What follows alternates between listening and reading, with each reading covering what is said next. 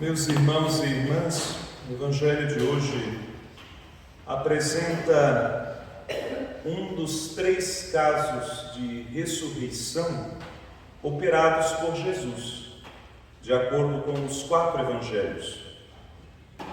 Os outros 2 casos, um é da filha de Jairo e o outro é a ressurreição de Lázaro. E é muito interessante que, olhando os 3 casos de morte e ressurreição, nós percebemos um elo entre os 3. Quando Jesus debela a morte em 3 estágios da morte. No caso da filha de Jairo, Jesus debela a morte, ressuscita a menina praticamente no mesmo instante em que ela morreu. Quando Jairo está diante de Jesus, chegam mensageiros avisando: a menina morreu, não há mais o que fazer. Então, é nessa hora que Jesus disse para Jairo: tenha fé, se creres, verás a glória de Deus. E vai ao encontro da menina já morta, poucos instantes depois de sua morte, e disse para a menina, Talita cum, ou seja, menina, levanta-te. Depois, o 3º caso é o de Jairo. Vamos do primeiro para o 3º, que são os extremos. Já faziam 4 dias que Jairo estava morto. Aliás, já estava enterrado, já estava no sepulcro.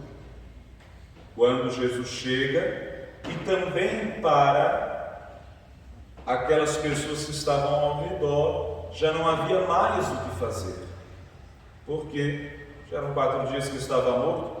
Até a própria irmã de Lázaro disse para Jesus, quando Jesus ordenou que rolassem a pedra do sepulcro: mas já cheira mal, fazem 4 dias que está morto, se o Senhor estivesse aqui antes, talvez isso não teria acontecido. Quando então que Jesus dá uma ordem: Lázaro, vem para fora. E este é o 3º caso que está entre os outros 2, do jovem. Neste caso, o que está acontecendo é: o jovem já morreu e eles estão no cortejo, prestes a enterrá-lo. É quando que o cortejo de Jesus, saindo, se eu não me engano, estava em Cafarnaum ontem, no Evangelho de ontem, isso. Jesus entrou em Cafarnaum, curou o servo do centurião, saiu de Cafarnaum e se dirigiu a uma cidade chamada Naim. É muito interessante aqui que Jesus teve a intenção de ir para aquela cidade. Não é simplesmente ele sair de Cafarnaum, encontrou um cortejo fúnebre e resolveu se meter ali no meio. Não. O Evangelho diz: ele se dirigiu, ele teve a intenção de ir para lá. E diz que uma grande multidão o acompanhava. A multidão que havia, sem dúvida nenhuma, presenciado o testemunho da fé daquele centurião e a ação poderosa de Jesus em favor daquele empregado.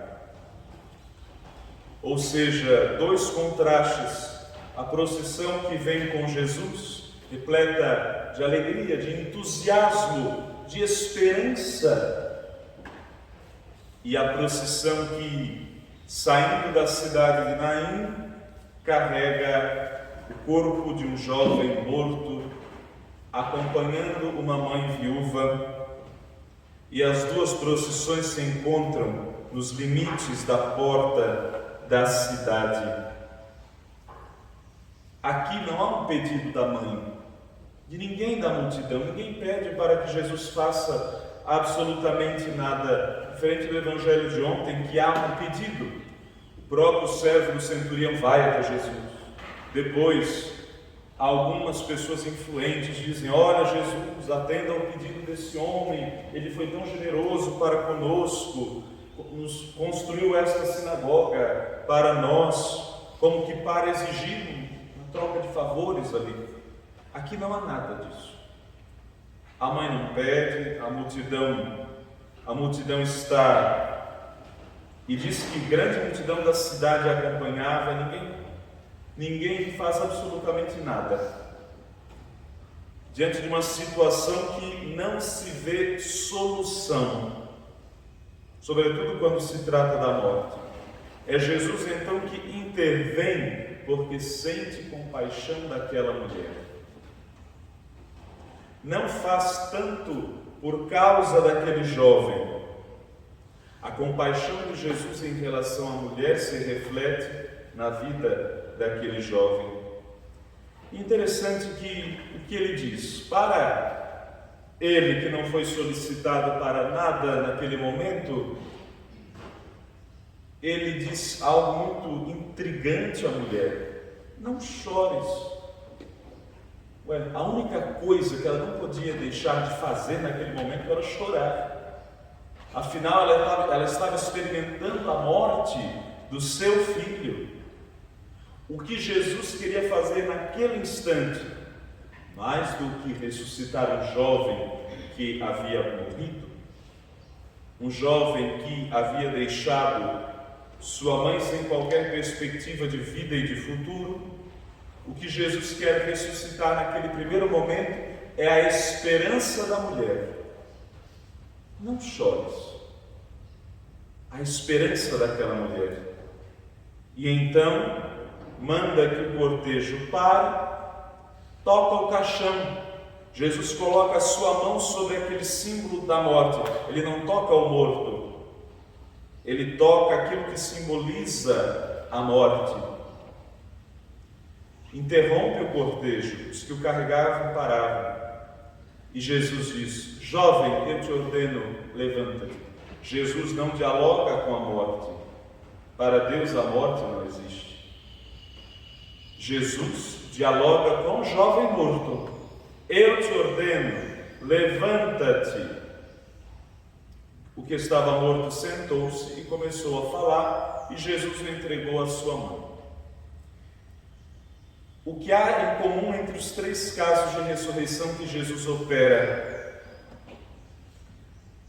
O que há em comum é que em nenhum momento Jesus lida com a morte, mas com quem está morto e com a fé daqueles que estão envoltos àquela cena, àquela situação.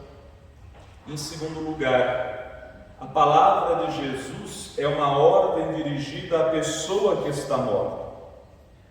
Ele não pega a menina pela mão, ele não sacode o jovem que está deitado no caixão e ele não arranca Lázaro de dentro do seu sepulcro. A decisão de sair daquela situação é de quem já morreu. O que isso ensina para nós? Jesus sente compaixão de nós. Jesus quer ressuscitar a nossa esperança. Depende de cada um de nós, ao ouvir a palavra de Jesus e nela confiar, sair dessa situação, ou melhor, das tantas situações da nossa vida que nos causam verdadeira morte. É necessário hoje reconhecer o que em nós já morreu. Talvez a fé, talvez a esperança. O que em nós nos tira o gosto pela vida. O que em nós nos tira a esperança de transformar uma situação que muitas vezes pareça irreversível. Reconhecer isto e permitir que a voz de Deus transforme esta situação na qual eu não vejo mais solução. Que assim seja. Amém.